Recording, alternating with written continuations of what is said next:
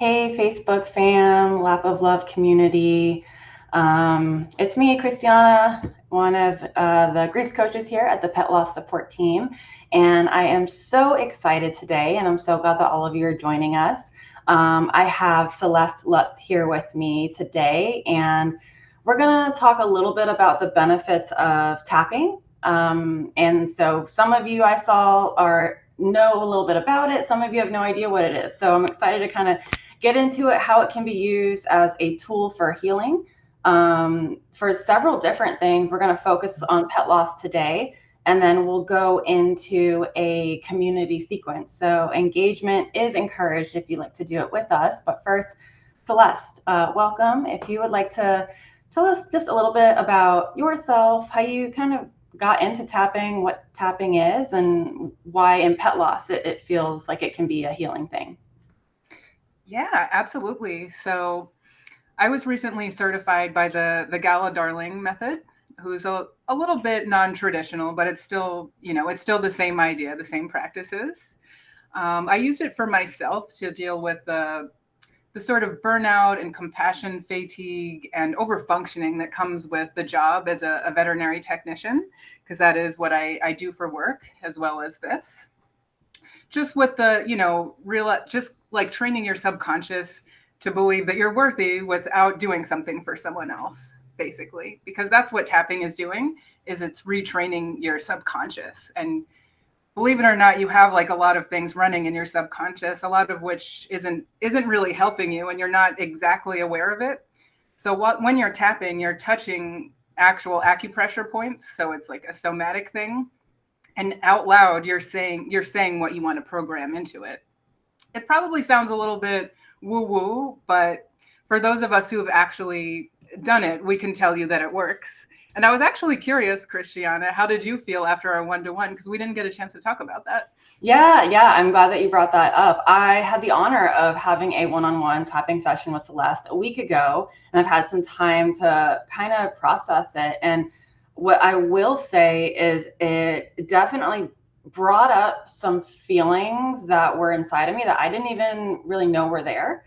And I think that it's something that can be really healing, but it's really important. It's most beneficial, I would say, from my one time trying it, to go in kind of with like an open heart. You kind of have to be in a place where you are ready to face some of the really difficult emotions that are involved in grief and fear and all of these things that kind of come up with that. And for me, it's, even though I might have cried a little bit in a good way, it's allowed me to kind of understand a little bit more. And, when you understand something, you are less afraid of it. You're less ashamed of it. So that was my personal experience. So I want to thank you for that as well. Yeah, absolutely. And I mean, if you don't cry, what are we even doing? Right. Exactly. So, back the last time I'll say I had to experience my own pet loss. I didn't have tapping as a tool exactly. However, it was because of pet loss of my longtime soul. You would say my soulmate pet. I would say Griselda was her name. That's what made me want to become a vet tech, which, if you're familiar, it is a thankless job. It has a lot of meaning, but it's one of the more underappreciated, really, really intense jobs, like both emotionally and physically. So, it's been about 8 years since I've been a vet tech. I work for a really good clinic now. But a lot of the techs there could probably use this tool, and I'm planning on sharing it with them. But kind of also, I've noticed when I've had friends who are losing their pets, and I'm kind of just being a good friend and letting them vent about it, I kind of started to think like, okay, like I'm talking to them about it, but what if we actually tapped on it and processed the emotions so they could feel better? So I've made a couple of my own tapping sequences. I think one was shared on this group page already, one of the videos. So I've done some videos like that, but I can also do one-to-ones in real time that are more specific to your story with your pet. So it's not just like a generic pet loss thing. Yeah, I think that you described it to me that it's kind of like going to the gym, right? You can always Mm, go on your own, and that is great, but having a personal trainer, it's like it kind of keeps you accountable. They're kind of able to see where you need, a little bit extra work or TLC and things like that. So I really liked that analogy, that it's something that we can do on our own. We can take this for, let's say we're, just in the car, just got out of the grocery store, just walked past the pet food aisle, and we're feeling some really big things that we weren't really ready for. We can always kind of go back to that, and we don't need any materials, we don't, except for just, our hands. But having somebody there to kind of guide you through it can allow you to focus in on what's really coming out. Yeah, absolutely. And like, kind of like gently, but without sugarcoating some things. Cause I'm sure a lot of people can relate when people aren't able to sit with you in your discomfort, when you're just grieving your pet, and they're just trying to like make you feel better. Like, okay, well, you're just going to get another one, or, okay, that was last week already. You're fine now. Cause they don't want to sit with you in that. It can be really frustrating, because it can make you kind of shame yourself when you don't really need to. Oh yeah, frustrating, infuriating, same thing. The platitudes, it's uncomfortable. Most people are uncomfortable with their own grief and sadness, let alone somebody else's. So kind of just being willing to be like, this hurts, this sucks. Okay, now what? Yeah, exactly. Just owning that you're allowed to feel exactly how you feel.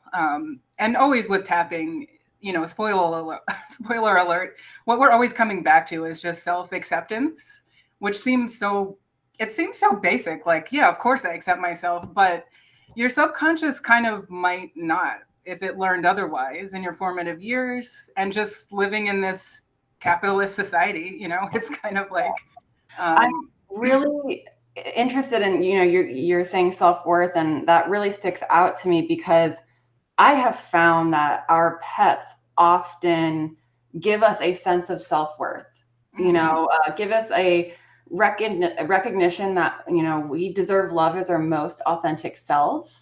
It doesn't matter if it's our worst day, our best day, if we're really proud of ourselves, if we're disappointed in ourselves, if we haven't showered in 4 days, doesn't matter. The love is not going to change from them. And it's that constant reminder. And when they're no longer present with us, and we don't have that kind of reminder there, we can really go to some dark places when it comes to our self-acceptance and self-worth. That's a really good point. That connection really stands out to me. Yeah, a lot of times, because you kind of are everything to your pet. You are, they rely on you for survival, just like a child, in a way. So there's a lot of emotions going on in there. So it can be really helpful to just process them, and I feel like once you have processed them, then you can really honor your pet a lot better. You can honor their memory a lot better, because you're in a more regulated place, and you're really doing right by them by processing your own grief and opening up your own heart a little more. Absolutely. And I like regulated. That's a kind of a great thing to shoot for, especially if we're in a really raw place, earlier you had said that people might think it's like a woo-woo thing, but it's actually connected to like acupuncture points, which has a lot of research behind it. And so can you tell us a little bit about what that is? And like, I guess it helps with some physical ailments as well as emotional, like with tapping. Yeah, for tapping on physical stuff, a lot of times though, we still are we're kind of tapping into the mind-body connection. And a lot of times we will be tapping on like how you feel about the ailment. However, yes, the tapping points are connected to actual acupuncture channels. And I can share that in the group after, like with like details. And then also with some more information about whether there's like one good point to tap for certain things. I reached out to my colleagues to get that answer, but in the meantime, I would say just this side of the hand point. Well, we'll get to the points before we do the actual tapping, but just here, like if you try it right now and just, just like thinking about your pet while you do it, like experiment with that and see how you feel. See if it helps you feel a little more regulated if you take deep breaths and just tap right here. you know. But there is definitely science behind it. There's a whole book called The Science of Tapping by Peta Stapleton. I can also put a link to that in the group. Yeah, that would be fabulous. I found, interestingly enough, that when we were doing our tapping session, there were certain points that really resonated with me. When we were kind of going through the sequence, and when you shared with me like kind of what those points represent, it felt like a lot of clarity, that matched up, with what I was feeling. Oh, awesome. Okay. So that's why I find it so fascinating, that there's actually like connections to different, not just parts of our body, but specific things we may be feeling, kind of representing that, and the sequence kind of allows us to feel all of them. One might come out more than another, but yeah, absolutely. And while you're tapping, if there is one point that really resonates, there's really no rule that says you can't just stay there. You can stay there if intuitively something feels good, or even if you have limited mobility and you're not able to reach a certain point, you can just tap on what you can. There's really not. I feel like in my training, almost every time at the end, there's a question where someone will say that a therapist said there was like a wrong way to do it, and every time my teacher kind of just laughed, like, no, you really can't do it wrong unless you just drink absolutely no water, which I should also say. So if you're planning on joining us, please make sure that you're hydrated. Like while we're talking, seriously, be drinking some water, because it's kind of like when you get a massage, you want to drink some water. We're massaging your subconscious here. ooh, I like that. Massaging your subconscious. Right? Yeah, we're gonna get into a tapping sequence soon, but the burnout, it made me think of also those who may be in anticipatory grief, because Mm. when you are caretaking for a loved one, and Oh, we still have our commitments to the world and our jobs and stuff, and then you're also caretaking full time for somebody who may be mm. sick, for a baby who might be sick. Oh, it There's a lot of burnout there, compassion fatigue, caretaker fatigue, and kind of just having that tool and that release. I think that it could be good not just for pet grief after the fact, but even beforehand.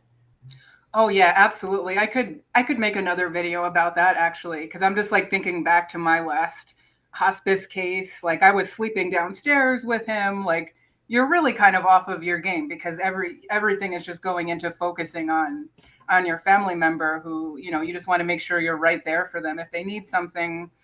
And that's really, yeah, I never thought of that. That would be a good thing to have, like, that wouldn't take much. You wouldn't have to use really any resources. You wouldn't have to go anywhere. It's Right. really just your own hands. And, obviously if you're more calm, that's going to make your pet more calm. They feed off of our anxiety and our emotions. I'm sure most Yeah. of us realize that. So, Yeah. No, absolutely. And we spoke a little bit about, if there is such thing as like tapping for on our pets, yeah. are having anxiety or stressed out because they're ill, and there's some stuff out there about that. I think that's a really cool idea to like kind of use that same method if it's based on acupuncture points. How many people here, so many people get acupuncture for their Yeah. pets, like, something worth thinking about. Yeah, I actually, after our conversation, I ended up trying that out just very quickly, kind of just messing around on my friend's big 100-pound dog. And he really did seem to vibe with it. It's just like, maybe I can calm down a little bit. Maybe I should just chill out. Maybe I'll get the attention I need. That video you sent me was so cute. Yeah, yeah, that's perfect, and I'm happy to share that on the page as well. Yeah. Um, okay, so would you like to, if everybody's ready, if you're ready, kind Yeah. of prepare us to go into this tapping sequence? What do we need to know beforehand, if anything, that we haven't mentioned already? And I will let you just take the floor and lead the way. Yeah, I'll go through the points first, I guess. That would be helpful because obviously if you've never done this, how on earth would you know? Yeah. So the first, I think I already mentioned the side of the hand point is where we start. It's our setup point where we're kind of just like going, like kind of just like taking out the trash of the mind kind of thing. So you can, you have permission to be negative. Like, when things suck, it's like, yeah, I'm going to admit this sucks. I don't feel good. I don't like this. I would rather numb out from this, but I'm going to try to process this, So we start here, and you want to use about the same amount of pressure as if you were just like tapping on someone's shoulder. Pretty much, my teacher says at a concert to get their attention, maybe to move out of your way. So, like persistent, but not like, doesn't have to be like slamming on yourself. And then, so after we do the setup point, we go through the rounds. So you may have seen some tapping practitioners going with just one hand like this, which is valid and fine. But the way I learned is we use both hands to kind of turbocharge the whole thing. So the top of the head is right here.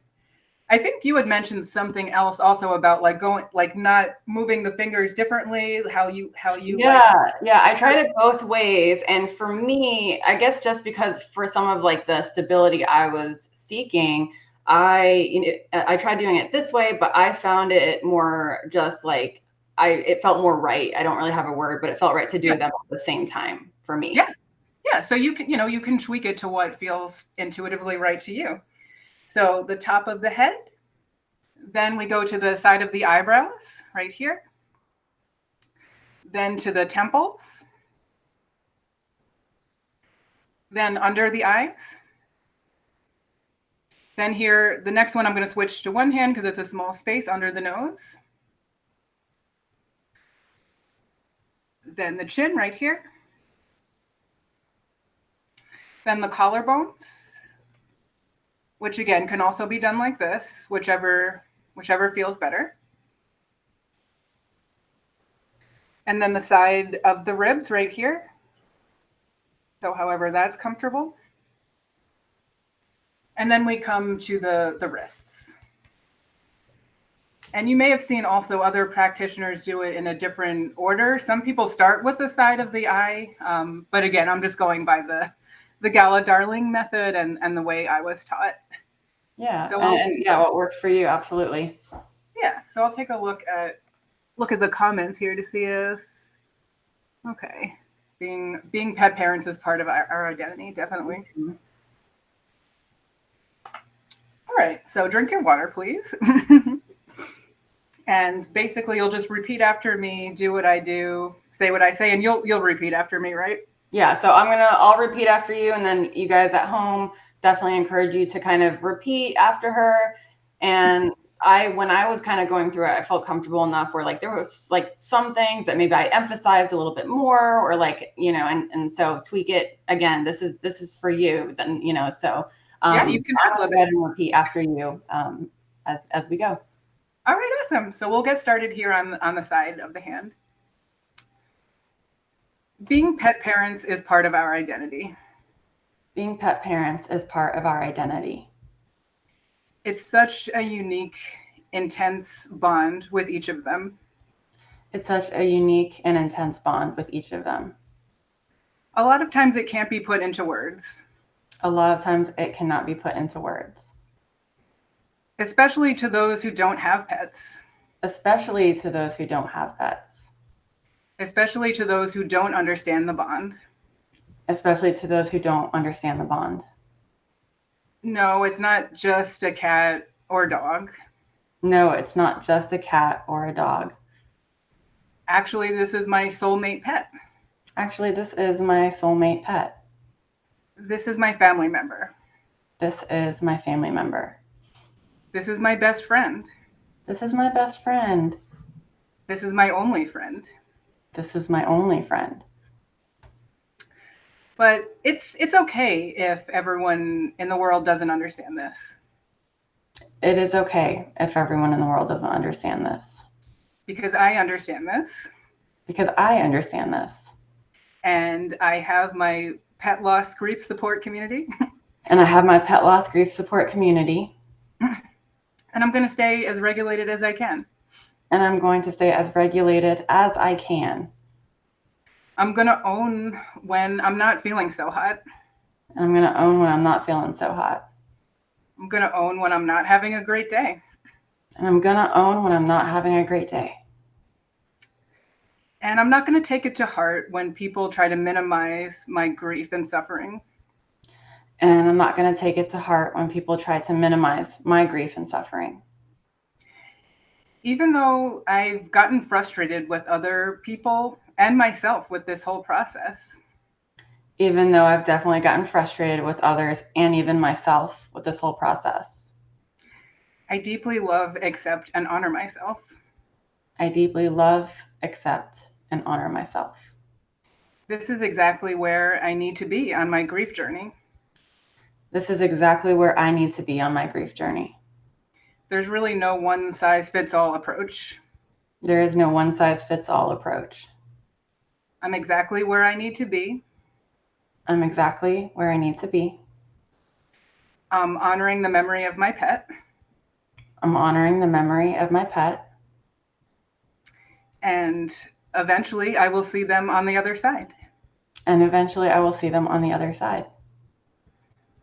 Okay, we'll stop here. Take a deep breath in and hold it at the top. And then let it go. How is that sitting? Let's see. I love that we're validating those that understand the bond. Yes.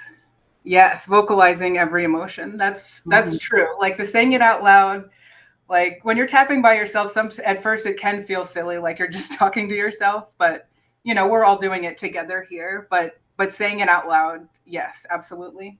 Oh yeah. Did anything come up for anyone else that they want to mention in the comments, or you, Christiana? Just the validation that that it's okay. Although we would love for everybody to understand us, it's okay if they don't. It doesn't make it any less real, true, or valid. It's okay for us to know and own our truth. Yeah. Yeah, exactly. Exactly. I mean, that's all it is. All right, so we'll continue then. If no one has anything else in the comments, we'll continue on the top of the head.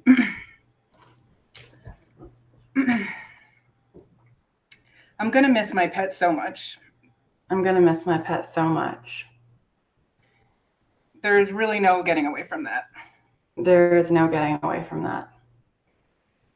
Despite the fact that I understand how much longer I made their life. Despite that, I understand how much longer I made their life. Like it's like a 100-year-old old man. It's like a 100-year-old man. And eventually cancer gets everyone, right? And eventually cancer gets everyone. So there's logically nothing else I could have done. And there's logically nothing else I could have done. I did absolutely everything I could. I did absolutely everything I could. I did more than most people would. I did more than most people would. The vet even said so. The vet even said so. I would have done anything to have more time with my pet. Oh, I would have done anything to have more time with my pet. But I had to let them go. But I had to let them go. Whether that was by my decision or the universe. Whether that was by my decision or the universe. Either one is valid. Either one is valid. Because that was clearly their time. That was clearly their time. So I'm going to focus on honoring their memory. I'm going to focus on all the joy they brought into my life. I'm going to focus on all the joy they brought into my life. I'm going to focus on healing my heart. Focus on healing my heart. And making sure I have enough space in my heart for everyone else in my life. And making sure I have enough space in my heart for everyone else in my life. Being a pet parent is a lifetime journey. Being a pet parent is a lifetime journey. No one is replacing anyone. No one is replacing anyone. But I have infinite love in my heart for everyone I've welcomed into my home. But I have infinite love in my heart for everyone I've welcomed into my home. And so that's why it's important for me to stay regulated. And so that's why it's important for me to stay regulated. But I'm human. But I'm human. So it's not going to go perfectly all the time. So it's not going to go perfectly all the time, that's for sure. Sometimes I am going to have a meltdown in the grocery store. Sometimes I am going to have a meltdown in the grocery store. Or just when I see someone else with a puppy or a kitten. Or just when I see someone else with a puppy or a kitten. It's a practice. It's a practice. So even though I don't process this grief the way I'd always like to. So even though I don't process this grief the way I'd always like to. I deeply love, accept, and honor myself. I deeply love, accept, and honor myself. Because I am human. Because I am human. And it's through being human.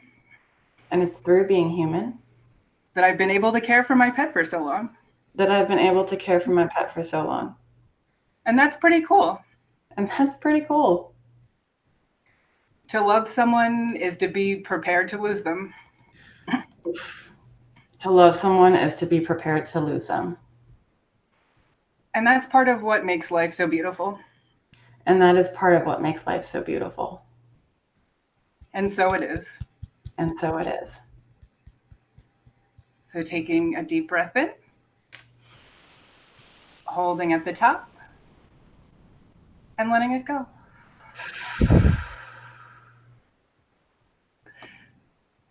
How are we doing? Oh, it's quite lovely, and it's interesting how, you go through it, and these are things that I say all day, every day in my job. But when we're kind of going through that sequence, there are things that really, just my heart swelled, So it's definitely, I mean, even just one sequence, I know that it's best used as a practice, as you kind of can hone in on that. But yeah, thank you for that. How many sequences, or how many times did we go through that, all the points? That's a good question. Typically, what would you recommend? I mean, like, I can answer honestly. It's really just until you feel like you've hit everything. Because I feel like things will come to mind as you're going through them, especially if you're doing your own tapping and not waiting for someone to repeat after you. Mm-hmm.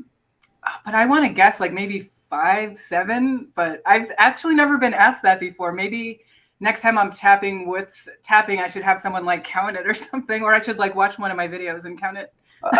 Perfect. We have one right here that we can look back on. Yeah. Yeah, a lot of it really is intuitive, and a lot of it is like teaching you to trust your intuition and make your mind a nice place, and make your subconscious something that's supporting where you want to go, instead of keeping you stuck in your past. Like when you were a child, which may have been kind of similar to being a pet. And if you didn't get your needs met, it's like your subconscious carries all that stuff with you. Oh yeah, our bodies and our brains keep the score. That's for sure. Yeah, exactly.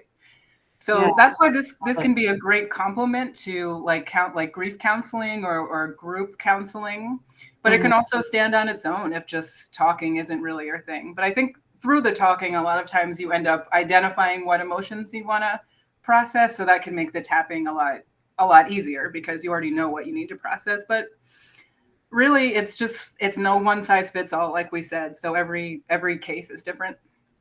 Yeah. And one thing, and we came back to this several times on our one-on-one session of, and that I noticed today too, is you kind of come back to, I deeply love, respect, and honor myself.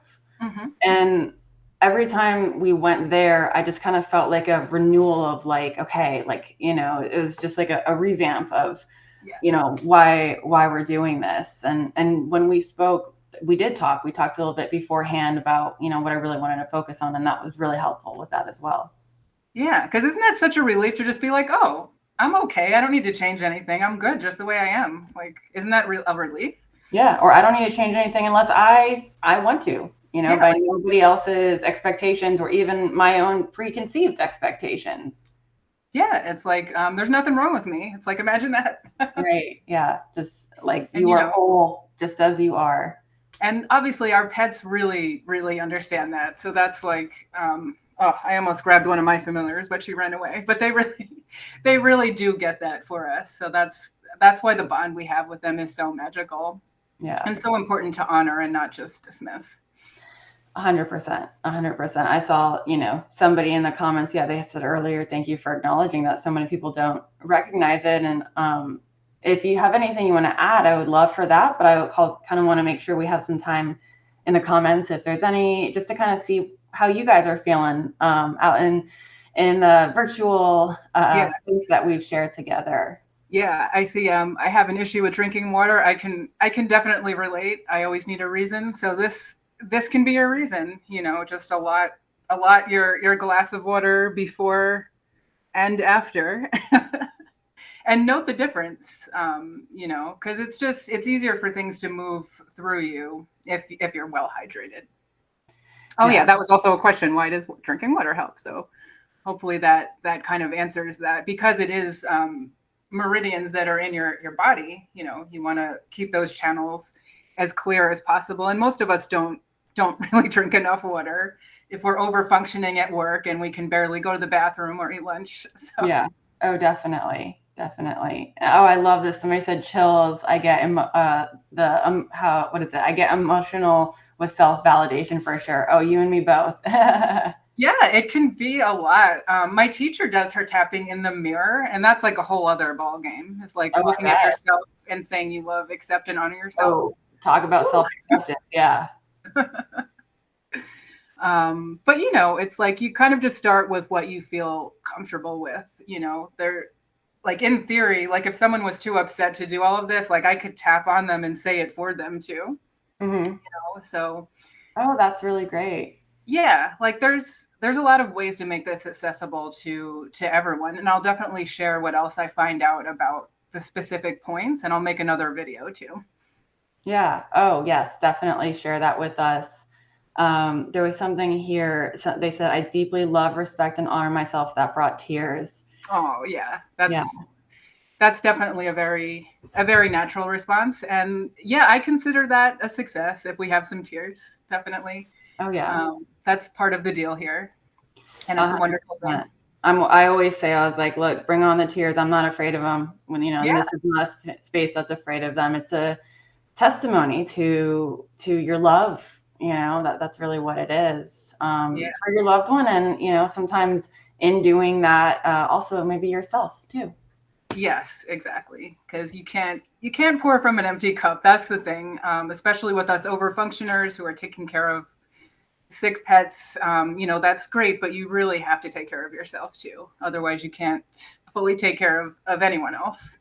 Yeah. Like it feels silly saying that a little, but we need a little reminder. Yeah, exactly. Yeah, no, we always need that reminder, because sometimes we can forget, or it feels selfish, to take some time to take care of ourselves. And it's not selfish, it's necessary. Yeah. Yeah. I think a lot of us maybe in childhood were kind of shamed for being selfish. I feel like in older generations, it was like, oh, don't be so selfish. And that kind of just like stuck, I feel like.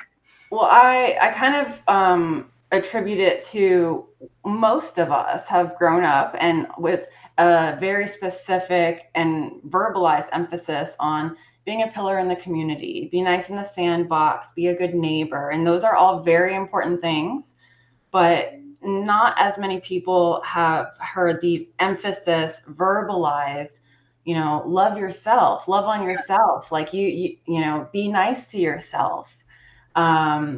That is, not to say that many of us didn't have parents or families that were proud of us and, kind to us, but just the specific emphasis. It's not necessarily indoctrinated as much as, the like being a good neighbor kind of thing, being nice, playing nice in the sandbox kind of thing. Yeah. Like I hope that is being taught in school today. Like maybe it is. I'm not sure though. I don't know. That's for another video. Yeah. Yeah. But we will go ahead and wrap up, and we'll go ahead and share the link to your website if anybody wants to get in touch with you. If you want to tell us now how anybody can get in touch with you, or anything else you kind of like to let us know before we head out today. Yeah, absolutely. So I'm Turnt Up Tapping on Facebook, Instagram, and TikTok. So you can feel free to message me on there. I'm kind of figuring out exactly how I'm going to offer my services. So my website's a little under construction. You can go to turntuptapping.com also, just for a little more information about my personal background with tapping. And I'll be updating that. But you can really just message me on any of those platforms. Instagram is the one I'm most active on. I also plan to be active in this group now that I've been added. You guys have a lovely space here, and I'm really glad there's such a safe, inviting space to contain our emotions, because it's super important. Yes. Oh, yes. You can say that again. It has just been such a privilege getting to know you over these past few weeks and having you on today. I just can't wait to see how our community utilizes this tool. And thank you again so, so much. Yeah, absolutely. I hope everyone has a great weekend, and I'll see you soon. All right. Thanks, guys. And everybody take care for the weekend. You guys know how to get in touch with us, the Pet Loss Support Team, if you ever need to. Of course, just email us at petlosssupport@lapoflove.com. We're always happy to kind of give you Celeste's contact information if necessary as well. All right. Take care, guys.